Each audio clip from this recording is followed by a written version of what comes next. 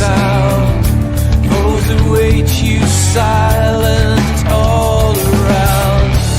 Maligned, if they get the chance. They were born in bloody circumstance. To go, leave me, run like you've never run before.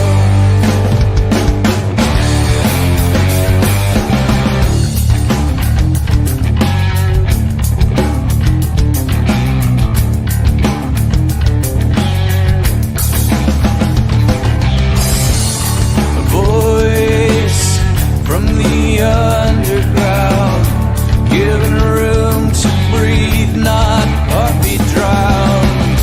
So die if you get the chance.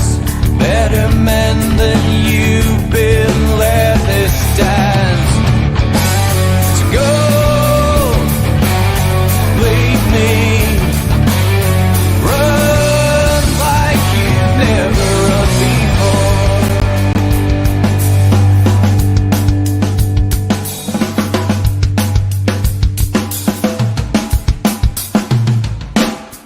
I have seen the worst, and there is nothing left for me to hate, so I can lay me down, my brothers, on the ground. I bled today until Coyote comes to raise me up and carries me away.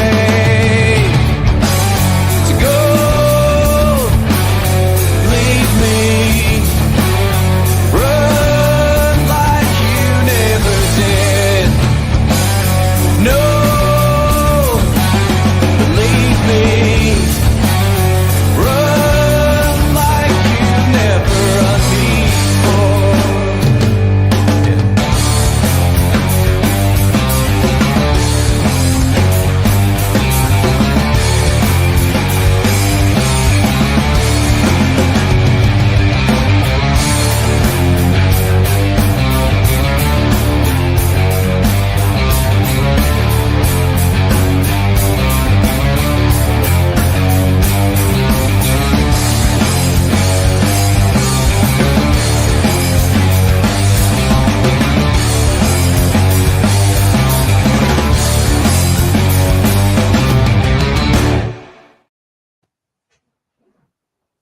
Good evening, and Allan, straight off, Instant. absolutely straight off, right instant away.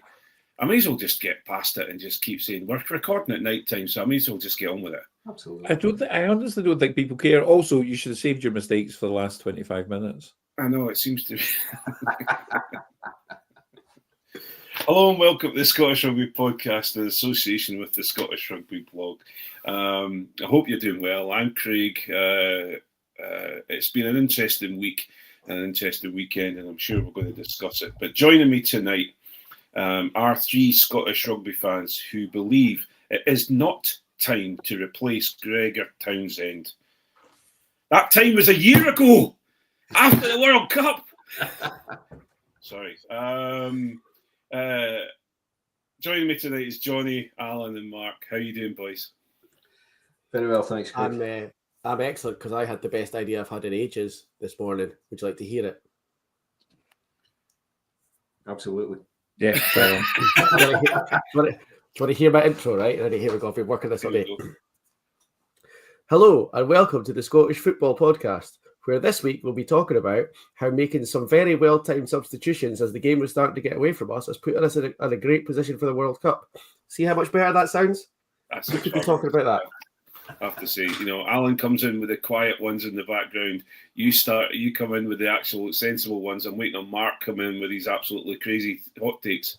I would like to say, though, that I'm not angry, Scotland. I'm disappointed. Absolutely. Oh, I'm not surprised. I'm both. I'm disappointed. I'm angry. I can't swear at the moment, but I'm beeping raging. And it's like I'm almost like the boy walking up the street with just my shell suit top on and nothing else, and going, "She's turned the winds against us. Stacey, you have turned the winds against us." Well, we will surely come back to the weekend and to all the conversation that everyone is wanting to talk about. But we have a little bit of news. But first of all, our podcast is part of the Sports Social Network. Don't forget to give us a follow or a like on your favourite podcast app. If you're watching us or listening to us on Apple and you like what we do, please leave us a review as well, please, on the Apple Podcast. If you're watching on YouTube, please hit the subscribe button and don't forget to give us a follow on social media. You can find all of our links on our site, www.scottishrugbyblog.co.uk, where you'll find some really good articles as well. And I'm sure there's going to be a few articles explaining why we shouldn't keep Gregor Townsend in the job. Sorry, I just gave it away there, didn't I? Just like all these people that are like, going to read these articles and think, oh, where are these going? If you'd like more content and want to support what we do, you can subscribe to our Patreon from just £3 a month plus of that. And that will give you access to a super secret Facebook group, which is humming at the moment. And the second part of tonight's podcast, where you think this is going to be fun. Wait till we have the shackles off. Pardon me, bit windy pops. As well as Patreon exclusives that will be who's going to be the next Scotland coach and who's going to be the next Scotland coach. And that's probably what we're going to talk about for the next probably 6 weeks. But anyway, we will move on. Gentlemen, the news. Fergus Pringle has been appointed under-20s head coach, with one of the best Scottish scrum halves joining him as an assistant, and also Greg Laidlaw is joining him too. Sean Kennedy. I smelled that coming, but I still laughed. You smelled it coming? That's what I like to see. With Kenny Murray's moving away, he's heading on to head of National Talent Pathway, whatever that is. It looks like they're just changing the sticker on his office door. Gentlemen, Fergus Pringle, assistant under-20s coach already. Any thoughts on that? Did he do the forwards when John DL was away in the summer with the Lions? Have I got that wrong? No idea. There's a sea that shows of how much I've paid attention. I think he might have done. Did he? I didn't think he did. I can't remember who did, but it's all right. I'm Googling as we speak. The one thing that really confuses me about it is, much as I have a lot of respect for one of them and have watched the other one play, why are you having two scrum halves as assistant coaches? Like, one scrum half, I guess, makes sense. Two scrum halves seems to leave you a little bit light in 14 other positions in terms of coaching inputs. Well, I'm not entirely sure about that, because every scrum half I've ever played with has an opinion on exactly what everybody else in the squad's doing. I think also Greg's a standoff, isn't he? Is Greg not a standoff? Have I been not paying attention? Just as Allan has said, he was Fergus Pringle was forwards coach for Scotland for the men's national team on Skyscanner Pacific Tour. And he's also He's also continuing his coach with Edinburgh Rugby's Academy. Well, that works really well. Anyway, we'll wait and see. I think what Mr. Grieg brings along with him, though, however, is a mixture of management, but also game management and also kicking, etc. Because I don't really remember Sean Kennedy being great at either game management or kicking, but we'll soon find out. Why am I getting that? Because he played for us too. Unnecessary. Do you not remember, though, when he lost Glasgow a game by not kicking a ball out last season, Jonny? Yeah, I do. I remember that very well, Alan. Thank you. That's what that was for. Poor game management and poor kicking.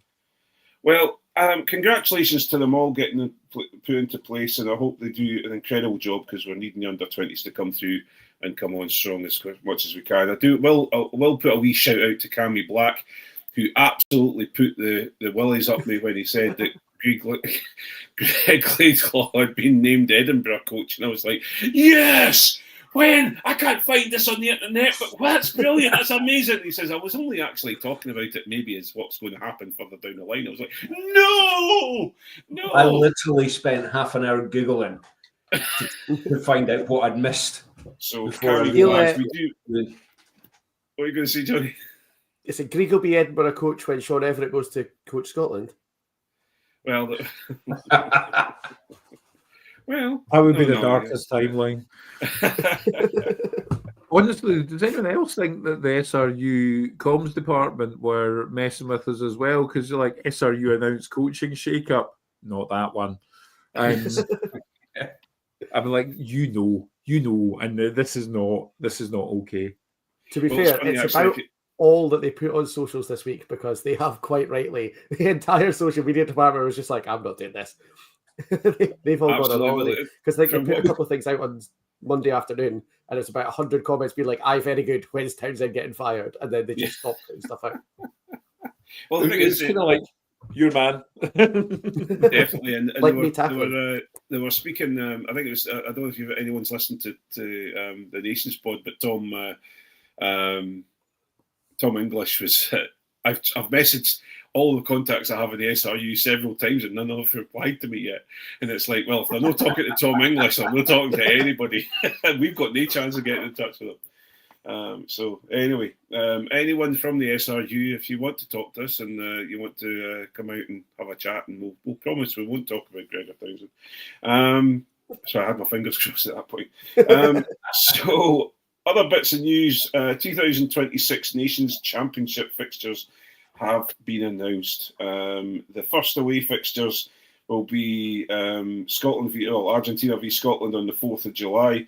Next, 2026. Then it's South Africa on the 11th of July. Then it's Fiji on the 18th of July, which I don't believe Fiji will probably be playing in South Africa, if I remember correctly. And then it moves on to the autumn, and we get the final. Well, the home rounds. So we're going to be at home against New Zealand on the 6th. Well, the SRU's website and also the Nations Championship thing says 6th to the 8th of November. So they're going to make their minds up of when they're actually going to play. Australia 13th to the 15th, which it'll be one of those days. But then Japan is the 21st of November. So they've already penciled in Japan. So that sounds all right. So Is it the last rounds all on the same day? yeah, well, they've got a weekend of there's everything the else. last rounds, and Yeah. then they've got a weekend of finals Oh, so in they do. London. Yeah. And Gregor, Scotland head coach Gregor Townsend was quoted as saying, Can I just "Who make a cares? point of Well, who order? cares? He's not going to be coaching Can- by that point, is he?" So Can anyway, we start for the rest of the pod to refer to him as Scotland head coach for now, Gregor Townsend? Just to be well, you just totally blew my joke there, Johnny, by sorry. talking about that. So thanks very much. But anyway, we'll move on. So yeah, Nations Championship, gentlemen. What's your thoughts on it? Is it a poor man's World Cup, or is it actually going to be fun? It just seems like to me that they're basically officialising the summer tour and the autumn Nations Cup. Yeah, it's we can't even swear yet. It's not even Patreon. It's classic World Rugby behaviour, I guess, is the word that I could still use just now, because it's just shut out a bunch of teams for basically no reason.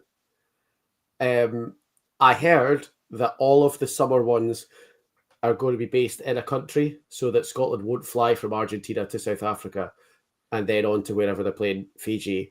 All 3 games for each Northern Hemisphere country is going to be in the same Southern Hemisphere country, which, from a player welfare and travel point of view and climate change point of view, probably makes sense. From a engaging fans point of view, if I'm an Argentinian fan and instead of getting Scotland and England and whoever coming to Buenos Aires, I've now got to potentially fly to Johannesburg to watch my team play a home game, I'd be fizzing.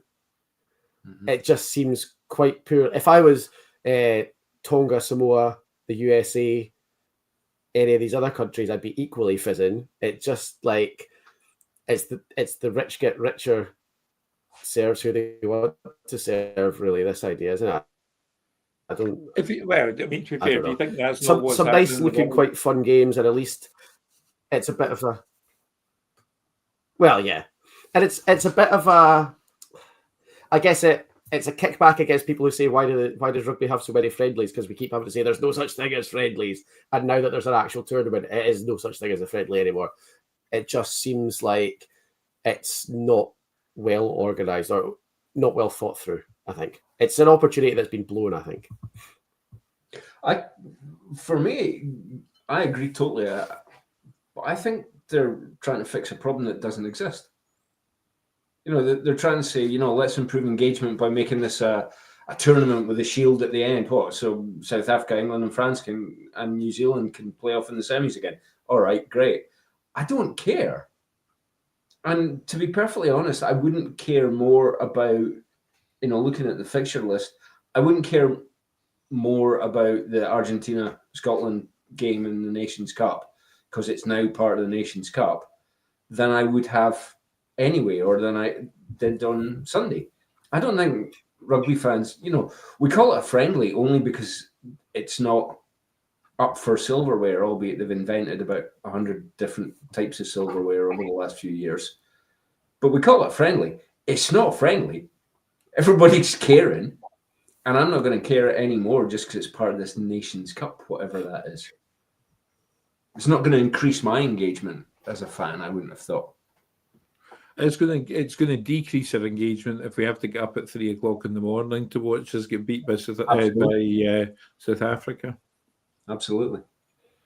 Yeah, and you know, I believe there is going to be a second tier sorted out, and there's going to be there is going to be, you know, Portugal, USA, all in the second tier. Georgia, Wales. Sorry.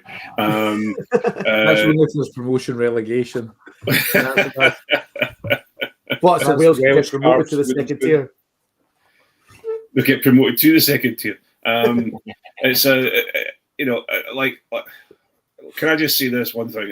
There was a bit. I think I was speaking to our friend David on the Scrum of the Earth, and I was saying it was just like every time Wales seemed to get the ball and what's his name, Blair Thingy, the fullback, Blair Murray constantly chased the ball around on the ground. All I heard was wah, wah, wah in my head. It was just like, oh my word.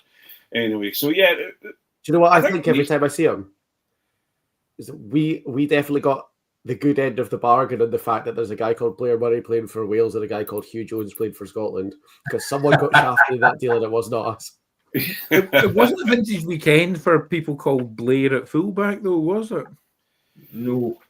No, but I've got a fairly, like, I have got a defensive take on that one, and we'll maybe talk about that further down the line, because I think there's been the problem we have is that there is an awful lot of. Did you say something there and I didn't hear you because I was just concentrating on being professional? Alan, you said you had a defensive take, and I suggested that Mr. Kinghorn might have had a defensive take, but it seemed to be absent on Sunday. Going to ignore that comment, and could you time mark that so we can scrub it out of the podcast? Thank you very much. So, anyway, yeah, I don't know.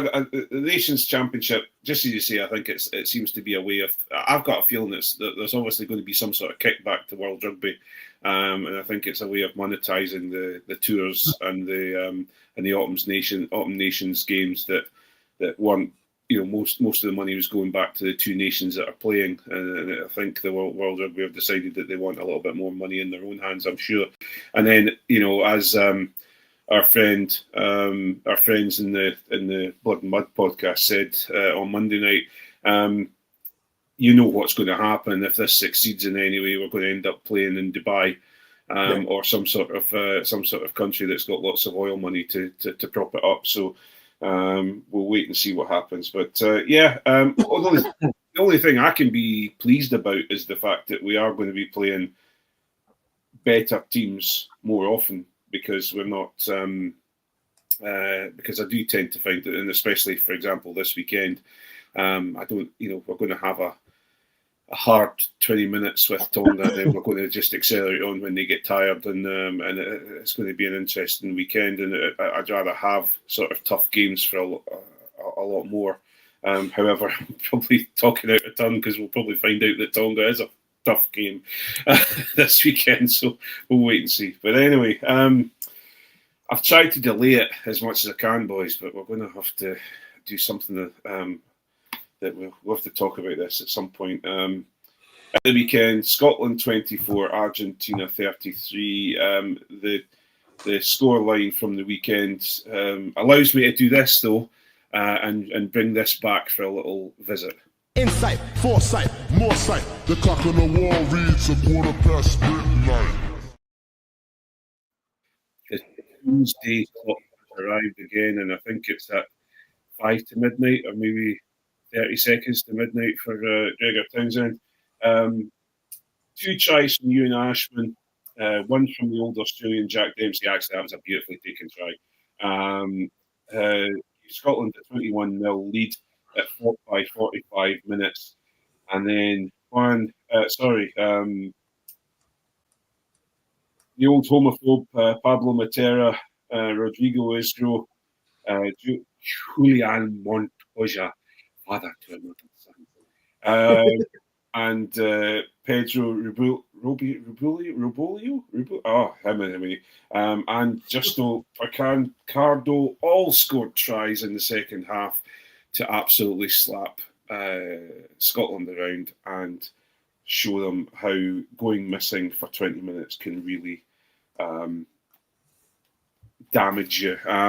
Gentlemen, we may as well get into the weekend. First of all, the game. Your thoughts on the game, Mark?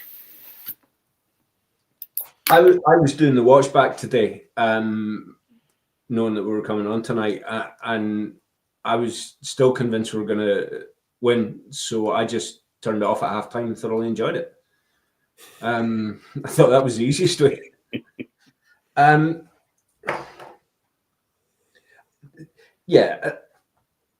We scored a try. Dempsey's try was scored against 14. I actually think they'd have scored that try against 15. It was well worked. It was beautifully taken. It was good going. Finity's best. Yeah, absolutely. But then to go 21-0 up after 42 minutes, I didn't realise until I was genuinely running through it today that pass that we're talking about, Finn's floated pass, which I do think was unnecessary, but that's what Finn brings, right? You know, one of them's going to score a try, one of them's going to cause an intercept. I think the big difference was for Ashman's try. I didn't count the phases for Ashman's try. It was the commentary team that said it. 19 phases before Ashman went over, right? In the lead up to that intercept, there were 8 phases. Why the lack of patience and throw a Hail Mary looping pass? Just keep at it. You know, that's clearly what was working. We were drawing their defence in. And I feel that was a wee bit precipitous at that stage. But that's not what caused the capitulation. It was discipline that did. Penalty after penalty after penalty. That intercept try, yeah, it was a mistake. But at 21-0 up, I still thought we had the game tucked up, right? How about though 21? No, I can't remember if they converted the breakaway try or not, but 21-7, and with the player in the bin, and then suddenly that's not a 14-point swing; it becomes a 21-point swing. Yeah, and that it was that, and actually it's hard. I get why Kinghorn did what he did, trying to stop the try, but it's almost take a breath, and there's worse things than letting a try in when you're 21-0 up. But letting that try in and getting a yellow card when they've got their noses up and their dander up, then that is problematic, and so it proved. Yeah, but I was under the impression though that, if I'm right in saying, Kinghorn didn't get a yellow card for what he did at that point. He was offside, and it was a build-up of offside, if I'm right in saying. that he got the yellow card. Am I? You know? Yeah, it wasn't a single. It wasn't a single instance for Kinghorn. It was multiple offsides in the red zone. And we had two in the first half. We had 2 offsides by Darcy Ray, one after the other, and then things like Elliot Miller-Mills going over the top of a ruck once the ruck had been formed and being told 3 times to leave it alone. No, kept going. And I think we talk about everybody, and I hate it when every pundit from a different country says that Scotland are weak-minded. And then you look at everything that we've had over the last year, all the games we've had over the last year, and we go missing, and we give away penalties.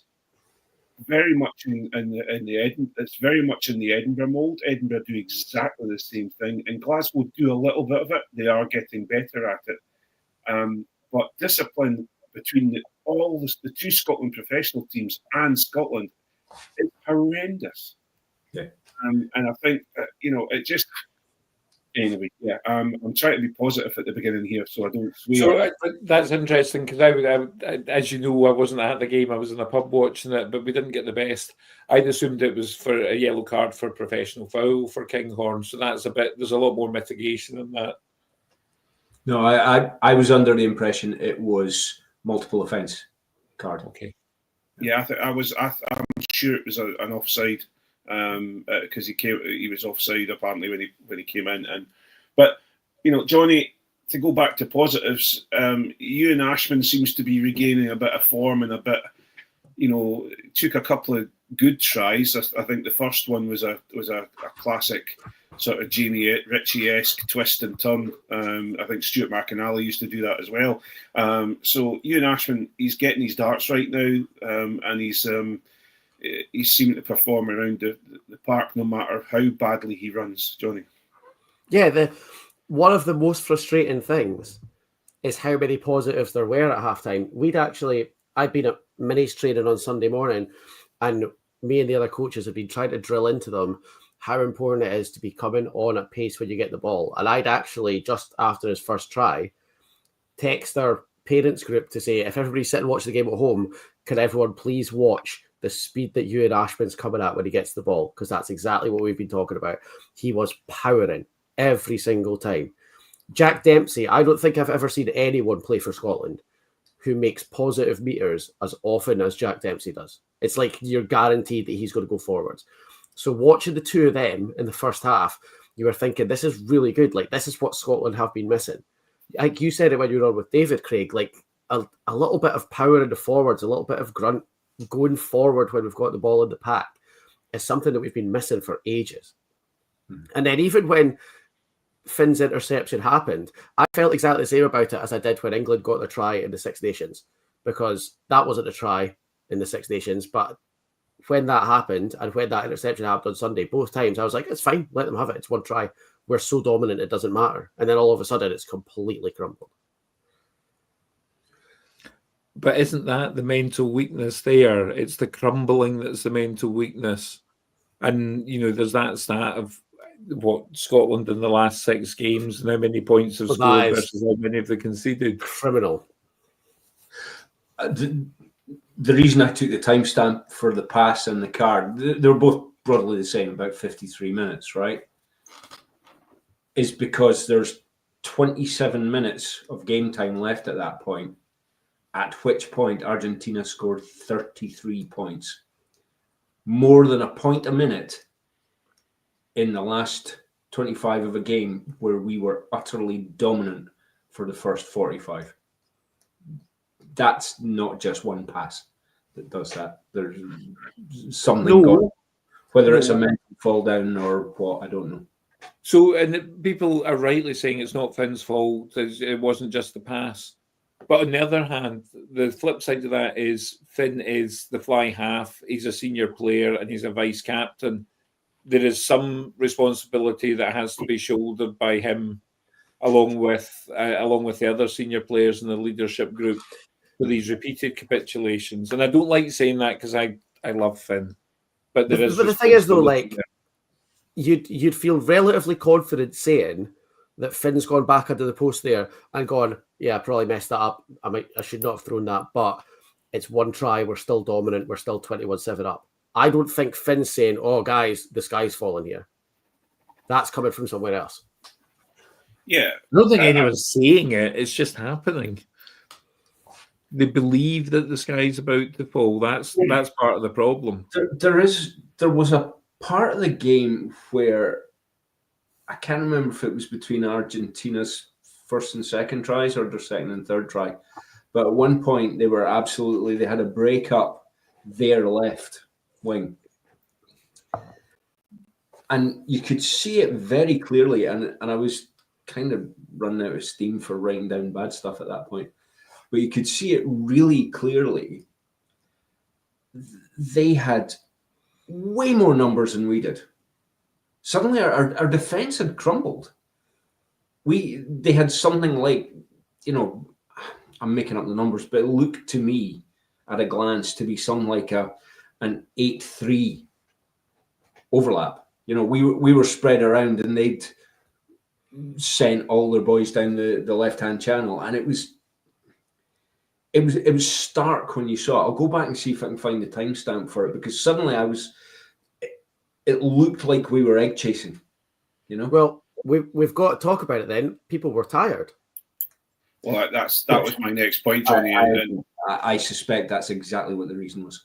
And well, now we're on the open pod, I may as well talk about it now, but people are putting a fair bit of shade Blair Kinghorn's way, and I'm not defending how he has played, because he has played fairly poorly over the last couple of games. But if you think he's been Six Nations, then he's playing for however, into European finals, didn't get to the final but went to semi-finals. Then he's immediately away to Lions. Then he's back up and he's back into top 14 rugby. And whether people realise it or not, I may be talking to many people out there that know very much about rugby, but those of you who don't know much about rugby, Blair Kinghorn, if there's a break in the week, so there's a weekend that Scotland are not playing, he has to fly home and play a game on the weekend for Toulouse and then fly back again. The guy, I personally feel he's knackered, and we're looking at a lack of bench use. Erasmus, who has won 2 World Cups now, brings on a fresh bench at 60 minutes. Everybody, what's the use of having a 6-2 split when you don't use? I know it was a 5-3 for Argentina, but what's the use of having these people on the bench, game changers on the bench, and not using them?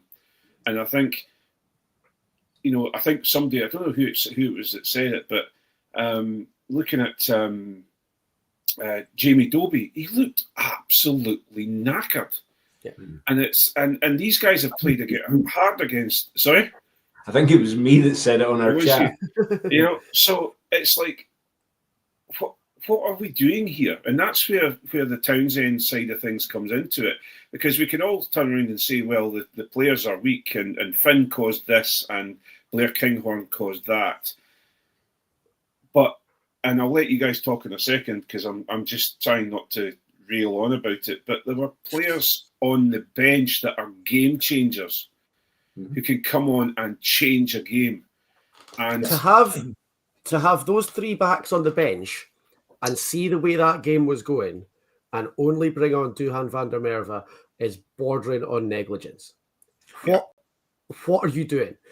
Why are players of the caliber and quality and game-changing ability of George Horne and Tom Jordan sitting on the bench where we could see Jamie Dobie and Blair Kinghorn in particular out on their feet, and you've got world-class players in those positions sitting on the bench, and the only person you bring on is Duhan van der Merwe. Now, Duhan is an excellent player. He's a really good attacker. He will score you a couple of tries and he will change a game, but he's not a versatile player. He's not Tom Jordan. Why is Tom Jordan not coming on? And Duhan's not changing how the team are operating from out there on the wing. That's no. I was conscious of it. The Argentinian Felipe Cantapone, the Argentinian coach, after we had scored to go 21-0 up just inside the second half, clearly decided a change was necessary, and he brought on 5 subs, including his whole front row and Santi Carreras. And look, they completely changed the game. We waited a further 10 minutes and brought on Duran. I think there's possibly some mitigation, though, in that I think we were forced into using 2 subs a lot earlier than we planned. Matt Fagerson came on early and Elliot Miller-Mills had to come on early. But I think you're right. There's no justification for not using George Horn or Tom Jordan. And it just felt like Townsend was like a rabbit in the headlights. It genuinely, like the Bola Batuini's going, oh no, not again, Duhan. He And it just brought on Bayless and Turner at 71 minutes. 9 minutes left, you're changing your hooker. There's no way you can change a game at that, and I'm sorry Can't do that anything this about isn't. that. I'd see the point if it was the All Blacks game where Damien McKenzie comes on, where you change a few people to at last minute to try and cover him. But I know that Hutchison was running around with a slight injury. I know he came off, but why put Stein into 13 when you've got Tom Jordan? You could put Jordan into 12 and move Sione out to 13. I don't sure he's not as good attacking at 13. He's excellent in defence there, and that's what we bloody needed. Yeah. I genuinely think having Duhan as 23 was a mistake, and I think that I'd have had Kyle Rowe. I'd have put Kyle Rowe at 23 so that you can bring off Blair King. We remind you guys we are 45 still in the public pod. Oh, what did I say? Swear. It's all right. I've got it. unless you count Kyle Rowe as swearing. Now, it's probably fine. But if you look at, for example, like even Blair Kinghorn could have gone to the wing, and you could have put Tom Jordan to 15. But I think it's just, if you're going to drop Duhan van der Merwe, you drop Duhan van der Merwe. You don't put him in the wing because he came off you don't put him on the bench because he is not a player that changes games. He isn't. George Horn, Tom Jordan are both players that can change a game. I don't see Duhan being someone who can change a game because Kyle Rowe could have covered wing and fullback. Yeah. Well, even if Dobie can cover the wing, and you bring on George Horn. Genuinely think we should have actually had the 6-2 split. I think part of the problem was bringing Bayless. We had Bayless to come on in the second row, and he's played there for Bath, but actually, a bit more grunt up front, particularly when we had to use Miller-Mills and Matt Fagerson so early. I think would have been good. Yeah, going for any bench 5-3 or 6-2 without a second row on the bench seems foolhardy because even if you're saying, well, Gregor Brown's a second row, and let's be honest, Gregor Brown's a 5-6, probably 5/6. Even if he doesn't get injured, you're still asking somebody to move into the second row, having played 60 minutes in the back row. Yeah. Rather than bringing on a fresh second row to shore up your scrum. To be fair, second row's easy though, isn't it? Yeah. Absolutely, yeah. You just push, right? All they do is just keep me from falling backwards a little bit. Anyway, at this point, as things are starting to get a bit heated, what we're going to do is we're going to move on to the Patreon side of the podcast, and we'll call it quits for just now. I was just going to add a wee bit of information that I think has escaped all you guys, and it certainly escaped me until I watched it back today and was listening to one of the pods. He did, in fact, put Jordan on. Yeah, 79.5 minutes. At 80 minutes. Yeah. So we will, on that bombshell, we will move on to the Patreon. Thank you all for listening. Thanks to Jonny, Allan, and Mark for joining us tonight.